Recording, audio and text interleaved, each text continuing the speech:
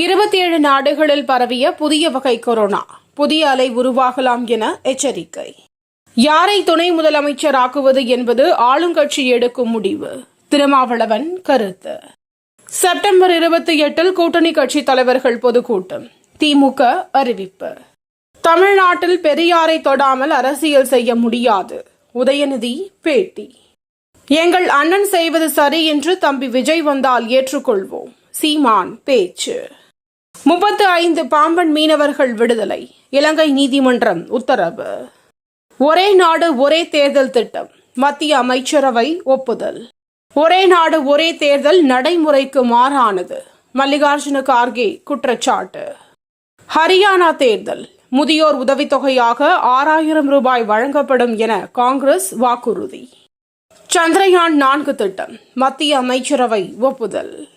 லெபனானில் பேஜர்கள் வெடித்த விவகாரம். பலி எண்ணிக்கை 12ஆக உயர்வு. தமிழகத்தில் 2 நாட்களுக்கு வெயில் 4 டிகிரி செல்சியஸ் அதிகமாக இருக்கும். வானிலை ஆய்வு மையம் தகவல்.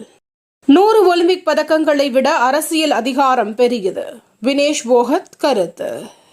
பஞ்சாப் கிங்ஸ் அணியின் தலைமை பயிற்சியாளர் முன்னாள் ஆஸ்திரேலிய வீரர் ரிக்கி பாண்டிங் நியமனம்.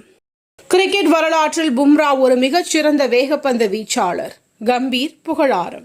தினம் தினம் நடக்கும் முக்கிய நிகழ்வுகளை சுருக்கமாகவும் தெளிவாகவும் தலைப்புச் செய்திகள் வழியே அறிந்து கொள்ள QLN நியூஸ் சேனலை சப்ஸ்கிரைப் செய்யவும்.